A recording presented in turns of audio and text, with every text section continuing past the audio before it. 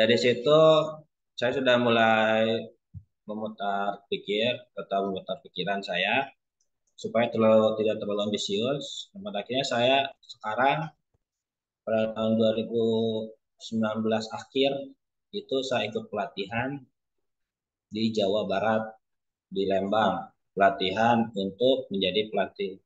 Jadi awal atau akhir dari masa atlet saya itu terakhir itu pada tahun 2020 21 atau 22 gitu. Yang ini yang menjadi juara satu di Serang Championship. Sebelumnya itu saya untuk juara satu tuh berat banget untuk di daerah Banten ini. Sangat susah karena persaingan di daerah Banten ini sangat sangat ketat ya. Jadi untuk mendapatkan dia naik podium saja sangat sulit kalau untuk di sini. Yaitu pada tahun itu saya terakhir tanding itu pada 2021 pada Sarang Championship. Sebelumnya saya tandingnya itu untuk tingkat dewasa semua. Jadi untuk tingkat pelajar saya hanya 2 kali tanding untuk tingkat pelajar atau SMA. Nah, dan sekarang saya lagi fokus untuk membina atlet di sekolah. Jadi untuk sekarang saya fokus untuk membina karena keadaan kaki atau keadaan kesehatan yang sulit untuk bangkit lagi seperti itu. Itu untuk jadi untuk inti motivasinya itu dari inti motivasinya yaitu karena awal-awal suka berantem jadi ikut ke silat seperti itu.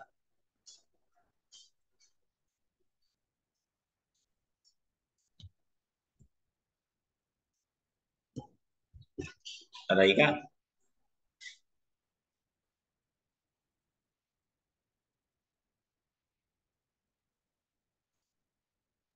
Oke, Kak. Ya, walaupun dari setiap kegiatan itu ada rintangannya ya, jatuh, bangun, Oh. bisa menjadi seorang juara, sekarang menjadi pelatih ya, Kak, gitu ya? Ya, sekarang lagi fokus ke pelatih. Untuk pertandingan mungkin hanya untuk 3 kabupaten. Eh,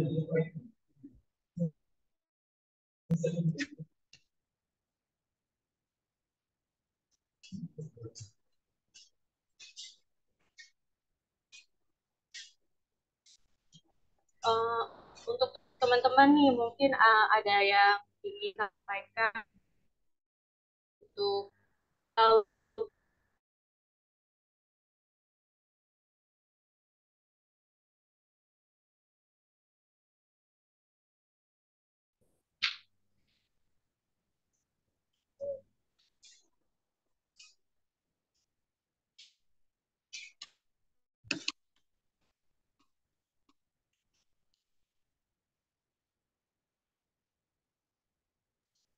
Dan dari silat juga saya bisa kenal dengan atlet-atlet nasional dari Kang Hanipan, Kak Arundara, dan Kak Deslia itu ada atlet SEA Games atau atlet timnas Indonesia yang sering berjuang untuk mewakili Indonesia. Itu yang paling berkesan sih. Ya, dan di silat juga, sama silat juga saya bisa kenal dengan orang lain dan menjadikan saya menjadi lebih baik lah dari yang sebelumnya, yang dari awalnya beberapa kata kasarnya itu suka di jalanan, akhirnya bisa ada wadah untuk menampung hobi seperti itu.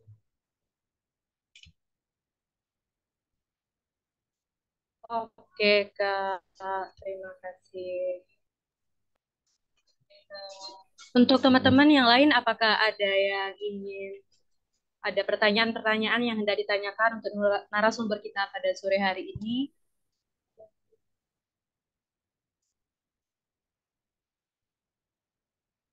Saya izin bertanya, Kak. Ya, Apakah suara saya terdengar? ya.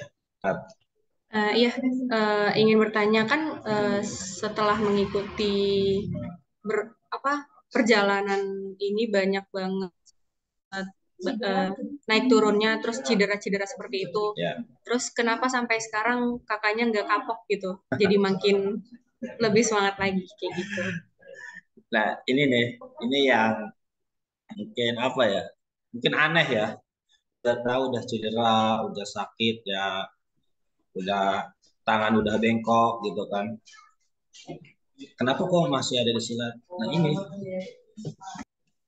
rasa ini ya yang namanya cinta mungkin ya. Jadi rasa sesakit apapun masih tetap jalanin seperti itu. Akhirnya menjadi profesi sampai sekarang dan semoga saya bisa menciptakan atlet yang lebih baik dari saya seperti itu sih.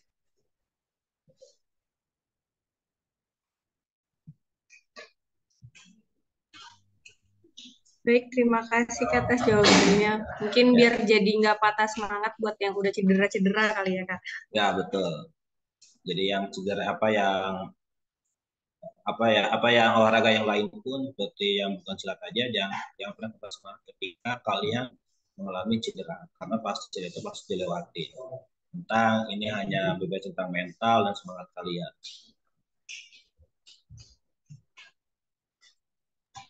Jadi ini cukup. ya. Ini untuk pesertanya ini tingkat SMA atau SMA ya? Apa bagaimana? Iya Kak, ada yang SMA, ada yang SMP, yang berkuliah juga ada. Nah, itu apa kalau ketika tingkat SMA itu masa-masa mas kalian itu. Masa-masa mas kalian untuk berprestasi. Tunjukkan kepada setiap guru, tunjukkan kepada sekolah, tunjukkan kepada orang tua bahwa yang kalian sekarang tekunin atau yang kalian sukai terus ditekuni lagi, dipelajari lagi supaya itu bisa menjadi penopang menaikkan derajat keluarga ataupun diri kalian. Oke, terima kasih. Kak. Mungkin dari Kak Haryo nih, ada yang ingin ditanyakan, dipersilahkan. Oke, mau sedikit tanya. Coach ya manggilnya. Sekarang kan Mas udah nggak. Ini Coach, kalau sekarang kan sudah jadi pelatih. Waktu dulu jadi atlet itu udah toren prestasinya udah banyak. Nah, ketika jadi atlet apa sih hal yang paling ditakuti ketika jadi seorang atlet silat itu? Atau jadi seorang atlet deh. Terima kasih. Yang ditakutin ya, yang ditakutin yaitu cedera sebenarnya. Ya, itu cedera. Tapi ketika saya menjadi atlet, itu kan hal yang pertama saya takutin cedera. Cuman saya ketika saya ada rasa takut, malah saya semakin semangat ingin melawan rasa takut tersebut. Makanya saya itu jadinya menjadi apa? Jadi batu sandungan juga karena terlalu ambisius tanpa mempersiapkan. Akhirnya saya terjadi cedera seperti itu. Jadi hal yang saya takutin ketika menjadi atlet yaitu cedera. Seperti itu Kak Haryo. Jadi kayaknya hampir sama kayak di olahraga yang lain, apalagi kayak yang dialami Coach kan ACL di lutut itu ya.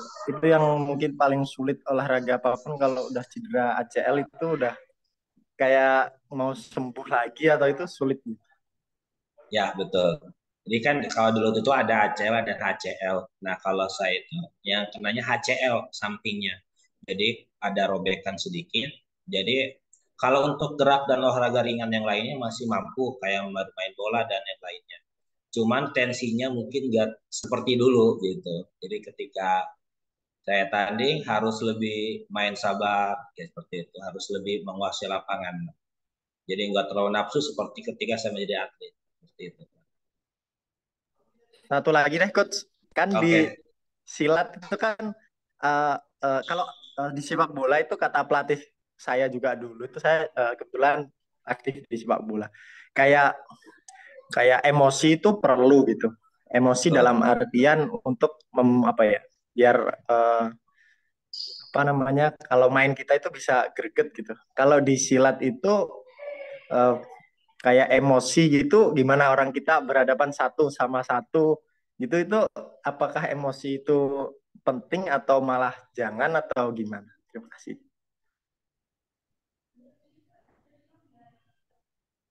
Halo Kak Arya, bisa diulangi nggak? Untuk emosional, kalau saya kan di sepak bola kata pelatih saya itu emosional itu kayak dibutuhkan itu untuk main supaya lebih greget atau apalah itu istilah. Kalau di silat itu emosi itu perlu atau enggak? Kan kita kayak main satu lawan satu tuh, kayak pengen udah mukul atau gimana gitu. Terima kasih. Oke, emosi perlu nggak? Wah, sangat sangat diperlukan untuk bela diri ini ya. Cuman harus dikutip atau garis bawahi, harus sesuai dengan aturan. Karena kenapa? Ketika kita terlalu mengedepankan emosi, lawan itu bisa mengatur emosi kita, nanti kita akan lebih capek dulu nantinya. Karena kan ini kalau itu waktu tandingnya itu 2 menit bersih. Jadi 2 menit bersih itu ketika ada insiden seperti pelanggaran ataupun dia cedera, itu waktu di stop 2 menit, 2 menit kali 3 itu. Jadi dalam 6 menit jadinya bagaimana caranya kita mengatur emosi kita supaya ditempatkan emosi dengan posisi atau keadaan yang sangat tepat ketika kita menyerang ataupun kita bertahan. Karena di silat juga karena itu olahraga bela diri yang full kontak ya, badan itu full kontak semuanya, bisa ditendang atau bisa dibanting semuanya itu.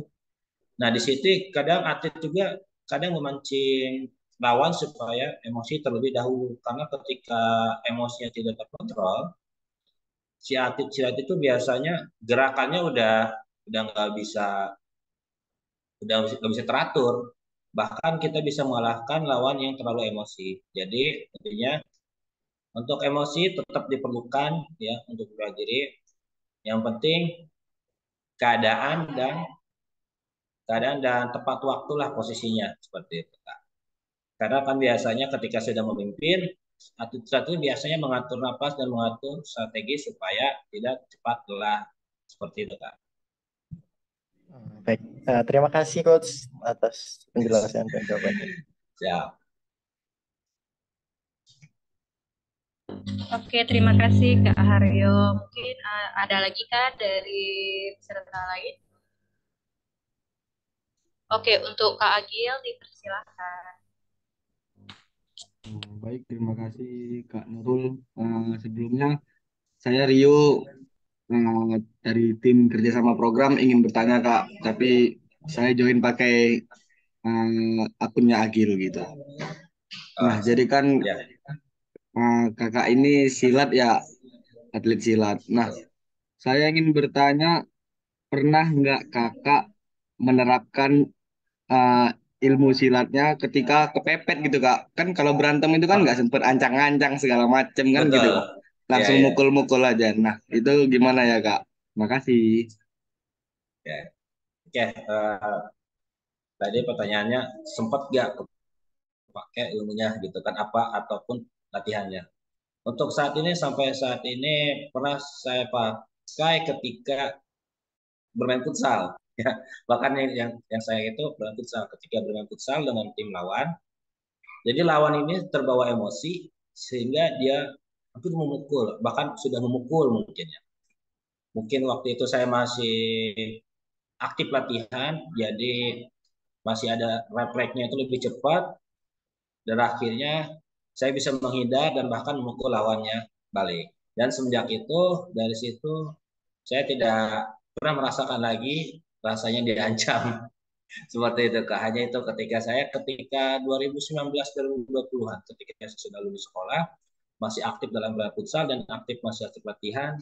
Ketika itu ada yang bermain futsal ke bawah emosi, akhirnya saya tendang ketika saya mau dipukul, saya tendang, saya tangkis, saya tendang dulu. Berarti tapi di situ karena saya udah lulus SMA kan jadi emosi saya sudah terkontrol karena hakikat dari bela diri yaitu membela diri, bukan untuk mencelakai. Seperti itu, Kak. Yang penting kita nyaman, kitanya sehat, dan lawan pun ketika itu bisa kita atasi. Seperti itu, Kak. Oke, terima kasih Kak. Berarti intinya ya harus mengontrol emosi gitu ya Kak. Karena kalau Betul. kita emosi juga tetap kelebak-kelebuk pukul-pukulan aja gitu Kak. Nggak ada silat-silatnya. Iya. Makasih Ya, Kak. betul. Ya. Jadi biasanya semakin tinggi ilmu bela diri seseorang, semakin bisa dia menguasai emosi dia. karena dia tahu bela diri dia itu untuk mempertahankan diri, bukan untuk mencelakai orang. Seperti itu.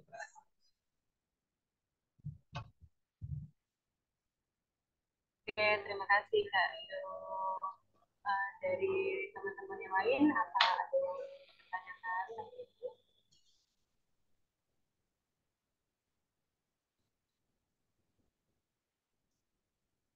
Mungkin dari saya nih ya Kak, ingin menanyakan kepada kakak nih, pada saat apa salah satu pelajaran yang penting yang kakak pelajari waktu sebagai menjadi atlet profesional itu?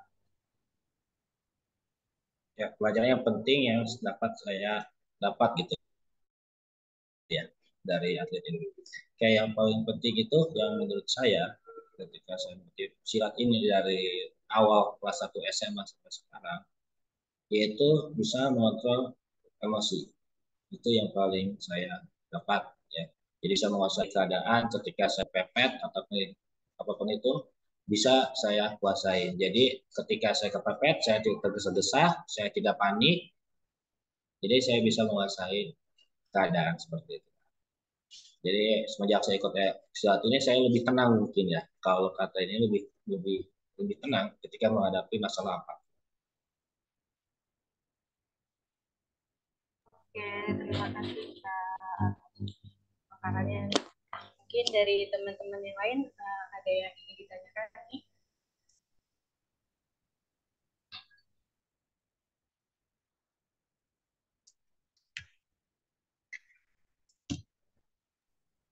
Izin masuk kalau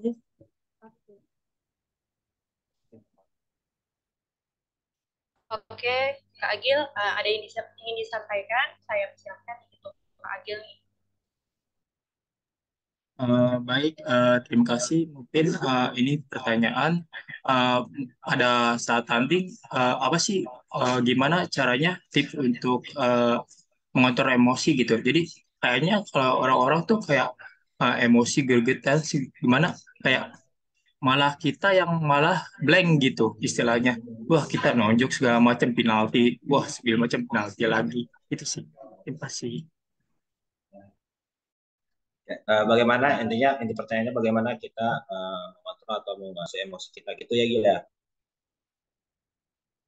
Iya, betul betul. Ya, kalau menurut saya pribadi ya, bagaimana cara mengontrol atau emosi kita, yaitu kita harus mengalami dulu keadaan tersebut, biasanya kayak gitu. Ya, jadi ketika kita sudah mengalami keadaan atau situasi tersebut, ketika kita bertemu masalah tersebut lagi, kita sudah tahu akhirnya bagaimana dan bagaimana. Jadi ketika kita ingin memukul orang, oh jangan mukul orang, nantinya berapa nih gitu kan. Nanti kalau kita mukul duluan nanti ya yang ada kita dibawa ke polisi, nanti orang tua lagi yang malu gitu. Jadi intinya bagaimana cara menguasai mental, yaitu yang pertama kita harus mengalami terlebih dahulu ya. Yang kedua kita juga harus belajar dari pengalaman orang lain seperti itu kan. Jadi ketika orang lainnya tidak bisa mengontrol emosi, main pukul sini, main pukul sana, akhirnya dia dilaporin, akhirnya yang repot siapa? Orang tua lagi. Yang tadinya kita ingin menaikkan derajat orang tua, malah kita yang menurunkan derajat orang tua dengan kejadian tersebut. Jadi harus belajar dari orang lain juga. Gitu. Baik, terima kasih Kak. Oke, terima kasih Kak Agil. Dari peserta yang lain, apa yang ada yang ditanyakan lagi?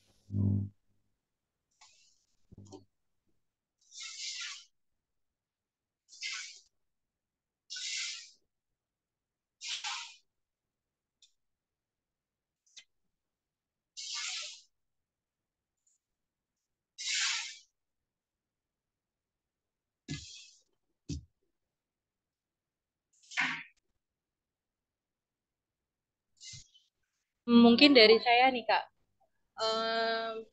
dalam menjalani karir selama menjadi seorang atlet, di dunia pendidikan kakak sebelumnya itu di mana saja sih? Seperti SD-nya, SMP, SMA maupun perguruan tinggi atau tempat berlatih selama menjadi seorang atlet silat.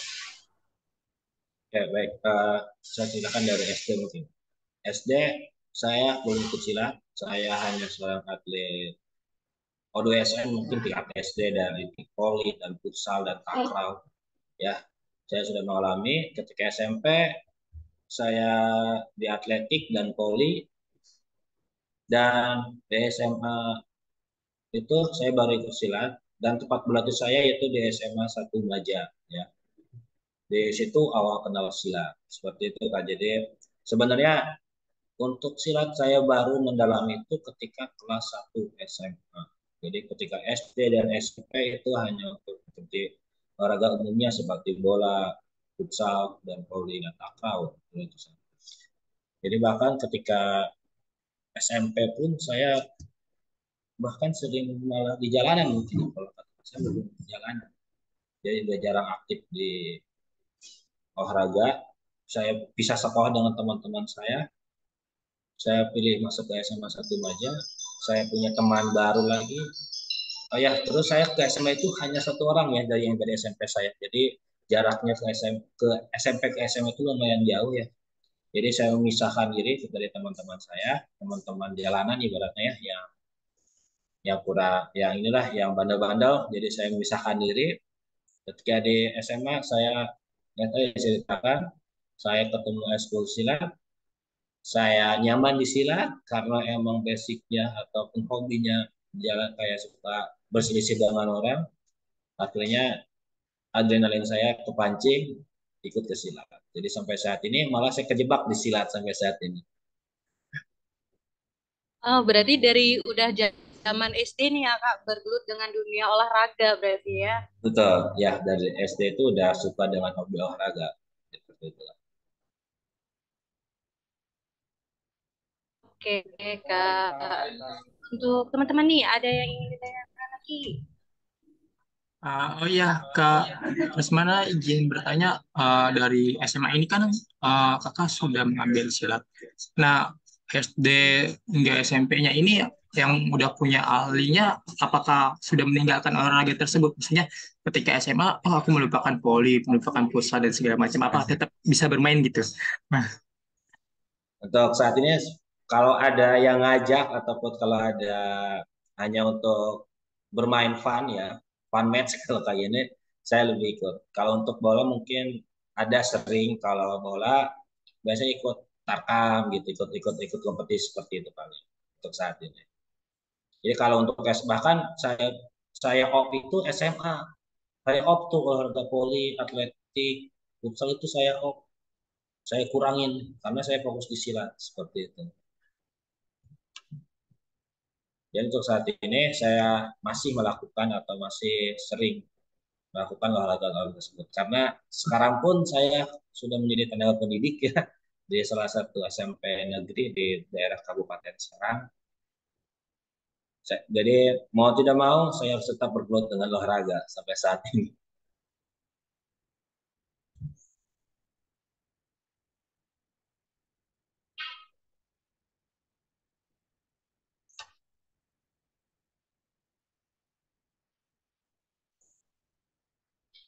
Oke, terima kasih Kak Agil. Dari teman-teman nih, ada lagi yang ingin ditanyakan? Mumpung kita lagi bersama seorang atlet profesional nih, kita bisa menggali nih banyak informasi atau inspirasi dari seorang Kak Muhammad Roismana ya. Iya, iya. Ambil aja pelajaran yang baik-baiknya, tapi jangan ambil pelajaran yang buruknya lah. Oke, ini ada dari Haryo nih. Haryo ingin menanyakan kepada Kak Roismana. Lagi Haryo, nih, saya... Iya. Siap. Coach menyarankan nggak sih kayak kita itu dari kecil double-double fokusnya untuk beberapa olahraga? Karena apa ya, kalau sudah besar ternyata menurut apa ya, kemarin saya juga dapat info katanya mending memilih satu olahraga karena nanti akan menimbulkan atau terjadi kayak eh, perbedaan antara tumpuan ataupun apa nanti yang bisa menyebabkan mudah untuk cedera gitu. Katanya sih gitu. Makasih. Terima kasih Karya. Ini pertanyaan yang sangat bagus ya. Jadi untuk pendidikan anak itu maksudnya ya. Jadi bagusnya mana nih? Apa semua dicobain? Apa satu aja nih dari kecil, misalnya dari SD atau SMP. Nah, kita harus ketahui dulu masa-masa orang itu, masa-masa kemasan keatletan. Jadi pada umur yang 6 sampai 12 tahun atau tingkat SD, itu anak dibiarin dulu, lebih ke motorik, ke yang lain, cara bermotorik. Biar dia suka ke olahraga dulu. Jadi gerak motorik dulu, ketika SMP, biarin dia. Biasanya kalau anak SMP itu jiwanya jiwa-jiwa pengen diakuin sama orang lain. Jadi pengen diakuin, oh sini bisa, sini bisa. Biasanya untuk SMP itu, nah SMP ini bahan-bahan mencari jati diri dia untuk dalam bidang prestasi ya. Pada umur 12 sampai 17 tahun itu dia masih mencari mencari apa? Mencari jati diri dia di olahraga apa nih? Sebenarnya dia basicnya apa nih? Dia sukanya apa nih? Seperti itu. Nah, ketika SMA, nah ini SMA nih. Ketika SMA ini harus menjenjang sampai ke perguruan tinggi. Jadi pada umur 20 sampai 19 sampai 24 tahun yang saya ingat saya, itulah masa-masa emas. Masa-masa di mana golden time untuk para atlet. Jadi ketika kalian melihat atlet nasional, kalian lihat umurnya berapa. Gak ada yang sama 30, semua 30 ke bawah. Karena itulah masa-masa emas mereka. Jadi ketika udah 27 ke bawah mungkin ya. Mungkin udah 27 ke atas, itu biasanya prestasi menurun.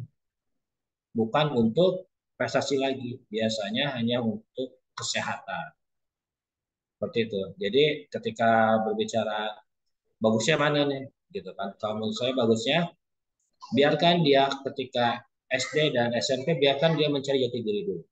Biarkan dia jadi dulu mau ke mana olahraga, mau ke perorangan atau per tim, gitu, atau pergu.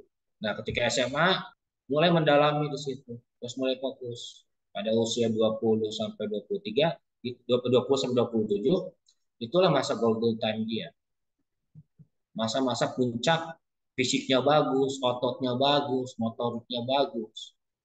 Jadi itu udah masuk ke jenjang pelatih kalau untuk melihat umur seperti itu. Jadi kayak gitu Karyo. Jadi kalau kalau hanya untuk satu cabur dari SD, yang ditakutkan dia nggak sampai ke golden time, dia hanya sampai ke umur 20 tahun ke bawah. Karena kenapa takutnya setiap orang kan beda-beda untuk pendidik orang tua. Yang ditakutkan adalah masa bosan atau masa apa ya, bosan pada satu kegiatan saja gitu. Kadang saya juga ketika saya SMA hanya melakukan pencaksilat aja, hanya melakukan pencaksilat, saya pernah merasakan di titik jenuh gitu kan. Di titik jenuh yang dimana saya malas untuk berlatih. Terus bagaimana kabarnya kalau yang dari SD udah latihan contohnya silat gitu. Seperti itu Kak. Jadi kalau untuk usia SD SMP itu jangan ditekankan prestasi, biasanya ke motorik aja. Kalau emang dia suka ke silat, misalkan dia latihan di SD SMP nih, jangan pernah ditekankan untuk meraih prestasi. Yang penting dia senang dulu aja, gitu Kak. Oke, oke, terima kasih, Coach. Ya. Oke, terima kasih Kak Haryo. Tuh teman-teman, ada yang ingin ditanyakan lagi nih tentang pengalaman hidup.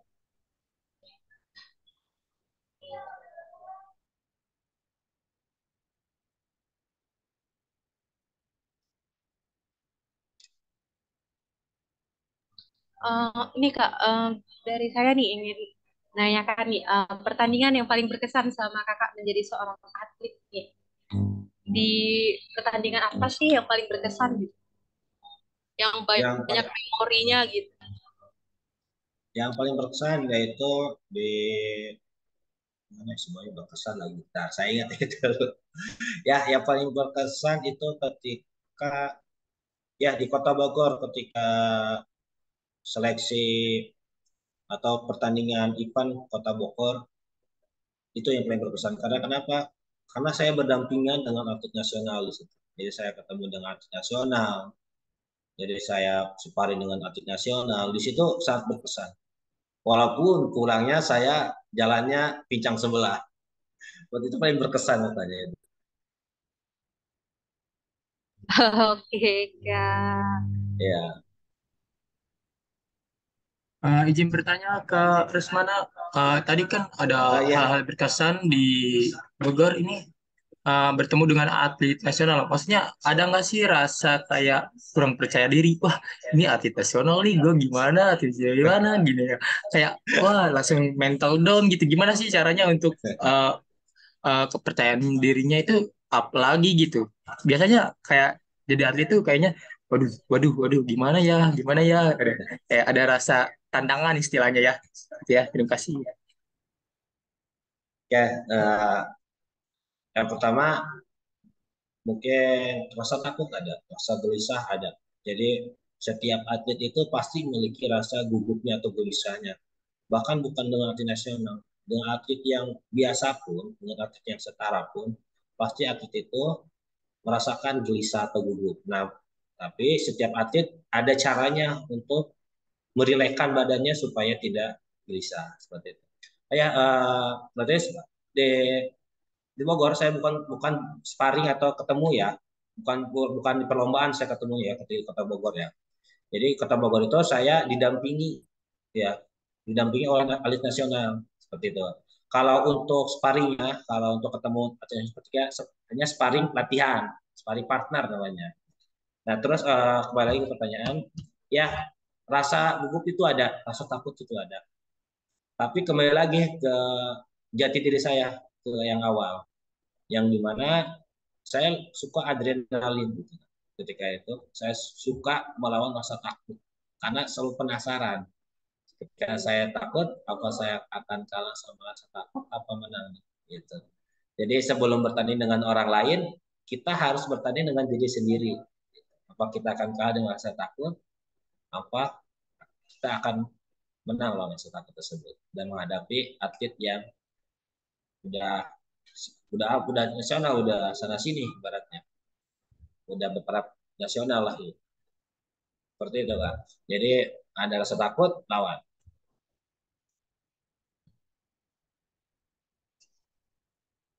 Oke, terima kasih Kak Agil. Untuk teman-teman nih, ada pertanyaan lagi tidak?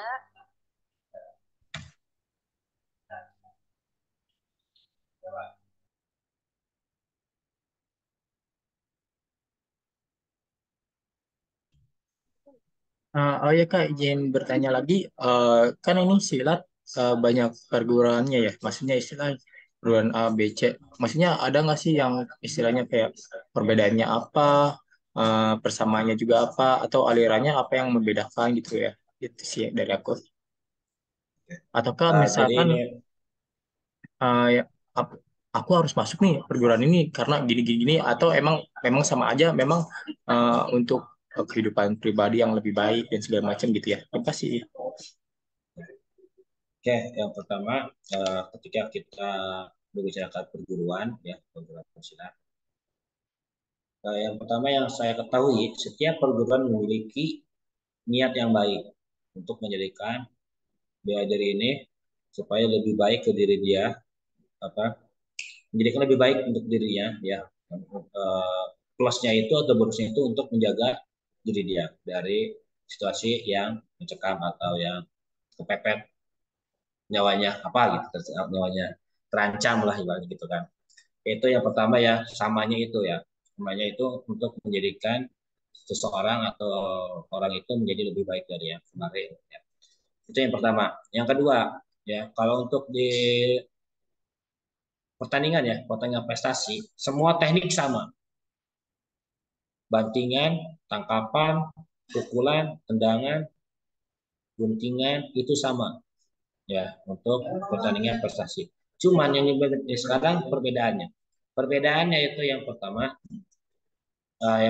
teknik perguruan ya, bukan teknik pertandingan. Ya, karena teknik perguruan dengan teknik pertandingan itu berbeda. Kalau untuk teknik pertandingan itu sama semuanya. Jurus teknik itu sama, incarnya sama dan yang lainnya sama. Ya, itu yang pertama. Terus bersama perbedaannya, perbedaannya pertama teknik dasar. Terus apalagi perbedaannya? Kalau menurut saya sih untuk perbedaan yang paling mencolok itu yaitu teknik dasar perguruan mereka. Seperti itu. Jadi setiap perguruan itu memiliki teknik dasar yang berbeda. Tapi intinya sama untuk menjaga dia dari ancaman. Seperti itu, Kak. Tapi kalau untuk di pertandingan kayak ada apa ya istilahnya seni ya kalau di silat itu sama nggak ya Ya, untuk seni-seninya? Kayaknya biasanya kalau di perguruan agak-agak beda ya kalau menurut aku. oke.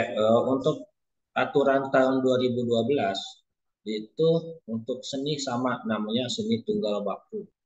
Ya. Untuk sekarang aturan 2022 ya aturan pertandingan seni itu udah diubah.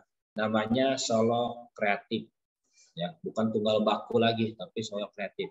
Nah, untuk solo kreatif ini baru berbeda. Setiap perguruan atau setiap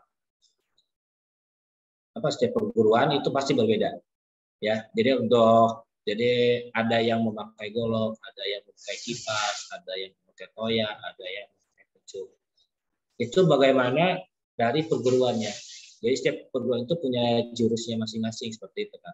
Jadi untuk sekarang untuk pertandingan prestasi yang namanya solo kreatif itu menggunakan jurus perguruan ataupun boleh menggunakan jurus yang lainnya. Karena kenapa? Karena di sini judulnya bukan tunggal baku lagi, tapi solo kreatif. Jadi boleh menggunakan jurus perguruan seperti itu. Yang penting waktunya itu tepat. Jadi waktunya itu sama 3 menit sekarang. Jadi untuk seni tunggal baku sama 3 menit. Untuk solo kreatif sama 3 menit seperti itu, Kak.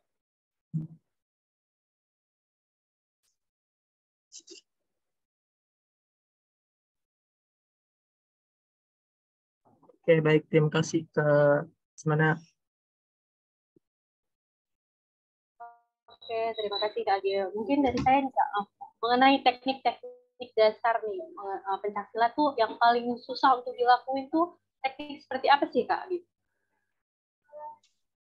Teknik pencaksilat apa dulu nih? Untuk perguruan atau untuk prestasi? Baik prestasi maupun perguruan gitu. Oh ya, untuk prestasi mungkin untuk saat ini apa yang susah? Nggak ada sih ya untuk teknik prestasi. Untuk teknik prestasi, tapi untuk peraturan baru yang sekarang susah yaitu bantingannya. Sekarang jatuhan di prestasi itu untuk teknik silat peraturan barunya untuk sekarang itu hampir sama dengan bantingannya itu harus rapat dan hampir sama dengan kayak bantingan judo dan yang lainnya untuk sekarang.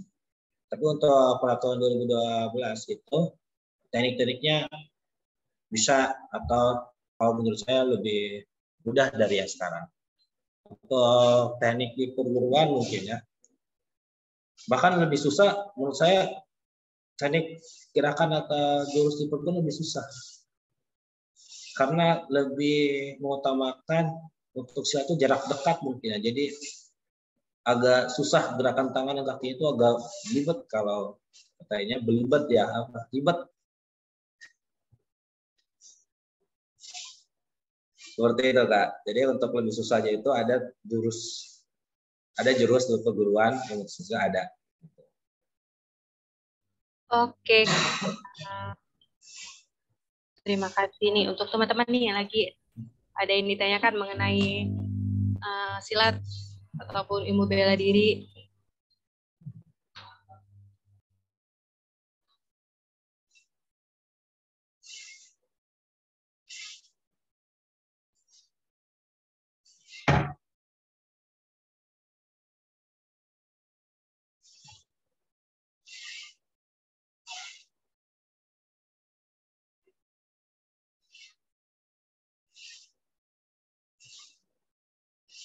Ya, selamat datang Abdul Halik ya.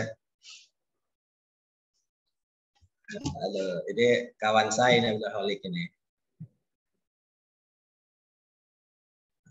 Kawan dalam atlet juga kah atau dalam Ya, ini ada kawan saya atau sekaligus kalau untuk di perguruan dia senior saya ya. Dia sebut dia senior saya karena dia lebih masuk dulunya silat lebih dulu dia. Seperti itu. Oke, selamat datang Kak Abdul nih. Telah menyempatkan waktu nih untuk kegiatan hari ini nih.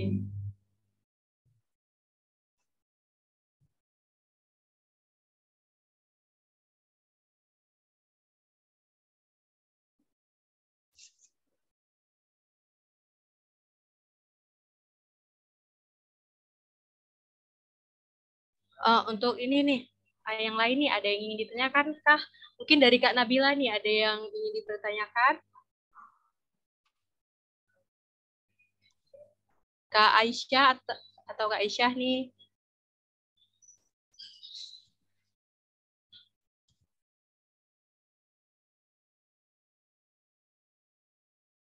Kak Yusuf nih, Kak Yusuf. Mungkin ada yang ingin ditanyakan nih.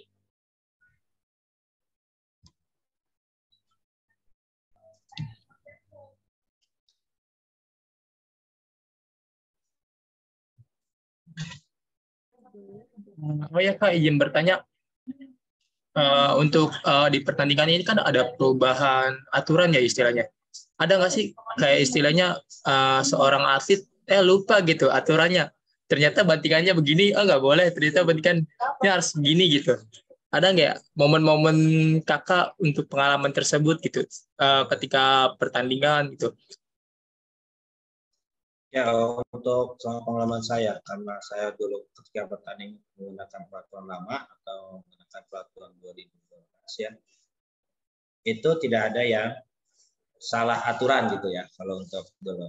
Cuman yang melanggar banyak, contohnya memukul wajah, itu kan tidak boleh seperti itu. Terus ada yang memukul ininya alat vitalnya itu tidak boleh.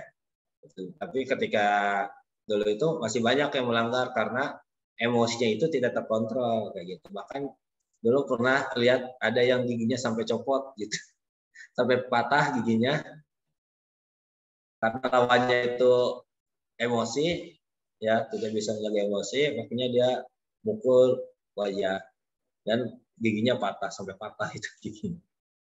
Itu pengalaman yang lucu sih, makanya bukan lucu yang sangat ingat gitu ketika dibicarakan pelanggaran atau aturan.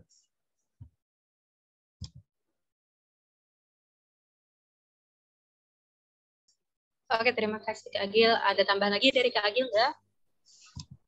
Oh ya Kak, mungkin boleh bisa share apa istilahnya alat-alat apa aja yang perlu dipakai ketika tanding gitu kayak bodyguard segala macam atau gamsil kah atau segala macam gitu, mungkin teman-teman nggak ada yang tahu gitu. Mungkin bisa sharing juga ya. Aduh, saya nggak bawa alatnya lagi. Berarti di mana ini? Mungkin di seni dan di apa segala macam, untuk intinya pertandingan aja.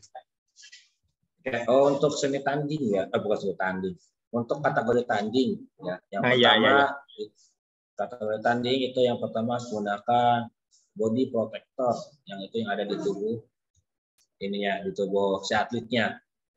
Itu untuk kalau untuk mendapatkan poin, pukulan tendangan itu harus mengarah ke body protector pertama. Terus yang untuk keamanannya yaitu gentle cup ya, itu untuk menjaga alat vital laki-laki ya. Jadi supaya tidak ketendang sama lawan. Terus ada lagi untuk eye decker dan yang lainnya itu boleh dipakai kalau si atletnya ingin memakai. Adapun kalau saksinya tidak betah atau tidak nyaman, boleh tidak memakainya. Yang penting yang wajib untuk tanding itu yaitu gentle cup dan body protector. Itu yang untuk tanding.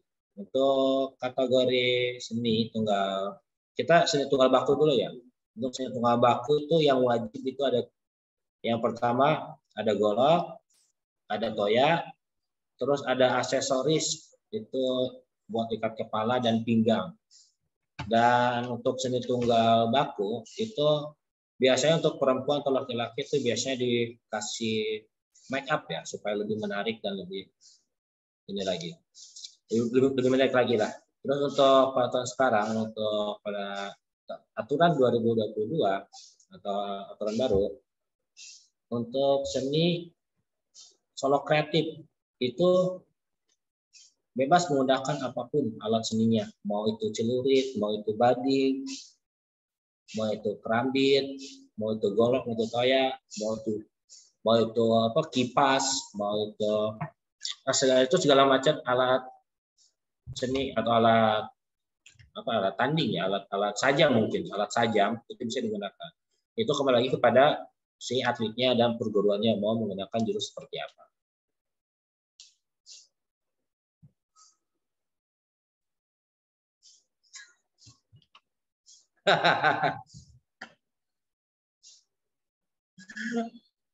Aduh, Dalik itu pertanyaan yang sangat-sangat itu pastinya pernah dong kalau untuk cilok di sama kontingen lain sangat pernah Lik ya.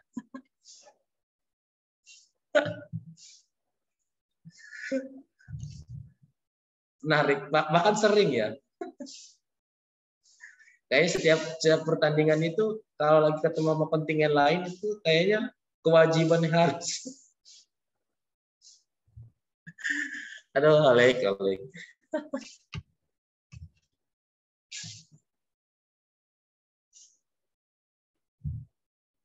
Ya, Oh itu. iya Kak, tadi kan ada perempuan, maksudnya istilahnya yang di tanding perempuan di apa di make up gitu. Istilahnya itu ada penilaian kah dalam seninya atau apanya ada penilaian dari pertandingan tersebut gitu. Untuk ini tunggal baku ya, kalau nama itu ada nilainya. Itu nilainya kerapihan dan keindahan. Seperti itu kan. Jadi untuk lebih indah dan lebih rapi itu harus dipoles lagi. Menarik, supaya lebih menarik. Iya, iya. Ya baik. Terima kasih Kak Resmana.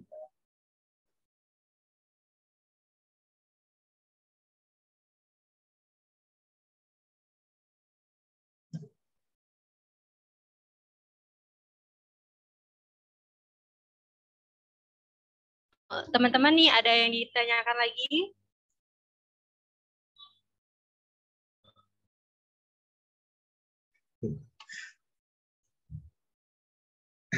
Mumpung waktu kita masih ada lagi beberapa menit lagi nih, untuk teman-teman ada yang ingin ditanyakan lagi?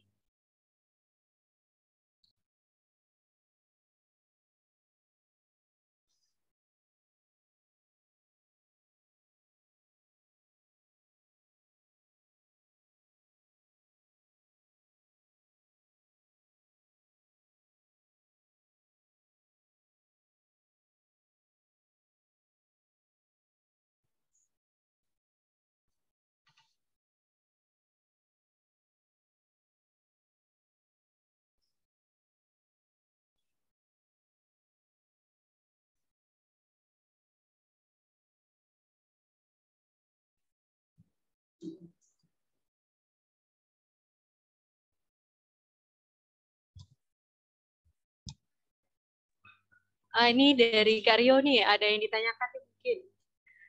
Nih Karyo ada yang mau ditanyakan, saya persilahkan nih.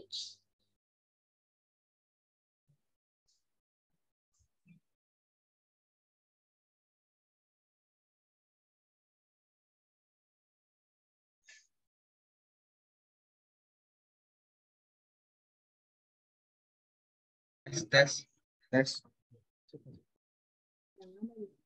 Halo, tes. Sudah. Izin masuk Kak, izin bertanya untuk atlet silat ya, olahraga silat. Nah, itu sistemnya menjatuhkan ya Kak? Jatuh gitu. Maksudnya bukan, belum melek ya? Oh, enggak. Maksudnya itu uh, bukan seperti tinju gitu ya Kak ya? Tapi lebih seperti gulat gitu Kak. Terima kasih, mungkin itu aja Kak.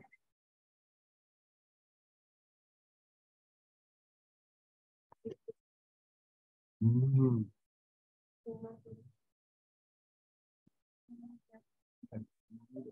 Halo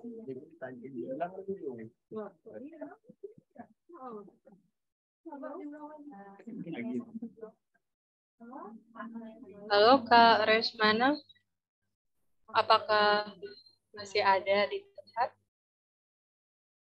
Bilang kok.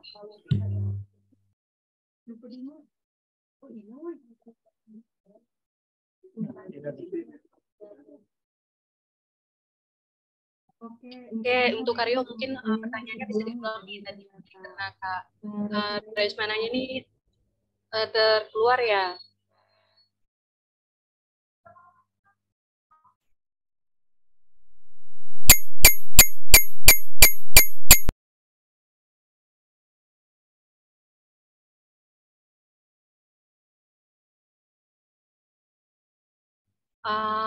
Untuk Kak Resmana nih, apakah masih ada di tempat?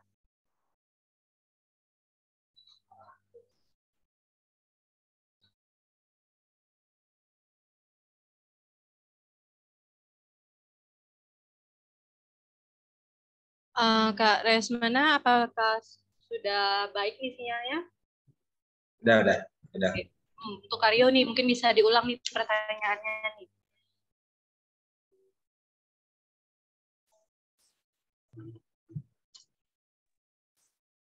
Izin masuk, Kak.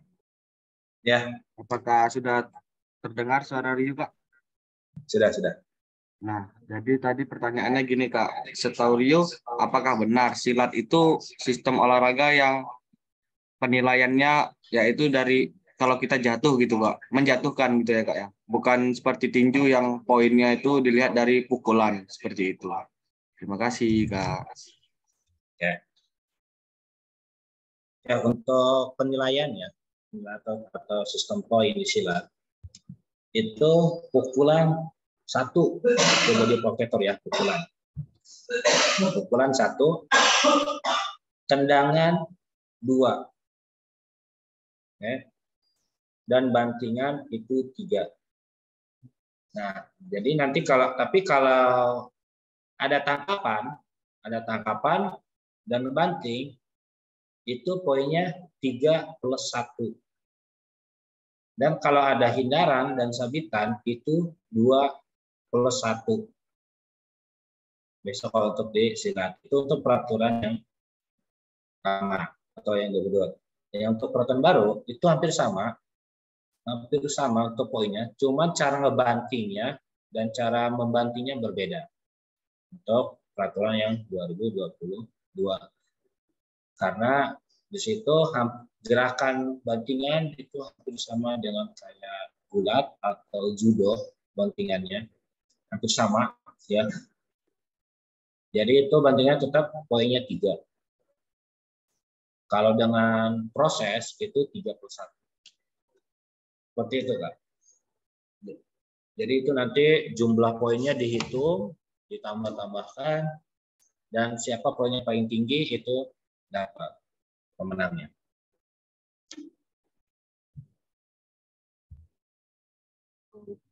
Baik. Sudah mulai memahami, Kak. Ternyata Rio kira itu ya poinnya hanya dari kita menjatuhkan lawan saja. Ternyata ya tangkisan, pukulan, tendangan, semua itu terdapat angka poin-poinnya tersendiri. Terima kasih, Kak. Ya, sama-sama. Oke, terima kasih Kak Rio.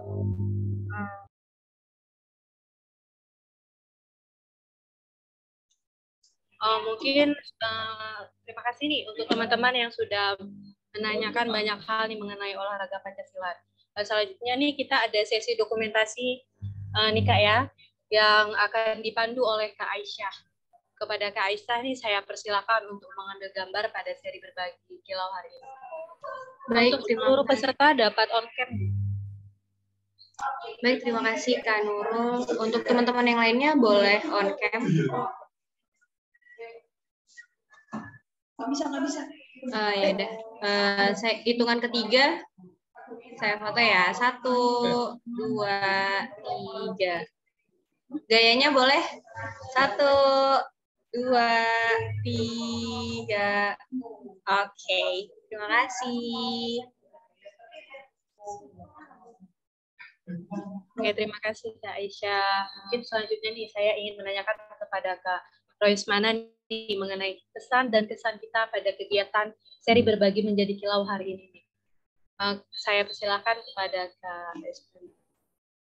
Oke, untuk pesannya, saya sangat senang ya mungkin untuk kegiatan seperti ini, yang dimana kegiatan seperti ini sangat bermanfaat untuk anak-anak yang di usia remaja mungkin ya, 17 sampai 20 tahun, karena disitulah masa-masa yang harusnya mereka tekunin untuk meningkatkan prestasi mereka karena masih dalam pendidikan. Jadi ketika acara seperti ini semoga saja bisa termotivasi, ya semoga bisa menjadi lebih baik atau lebih tinggi prestasinya dari yang si motivator tersebut atau si narasumber tersebut.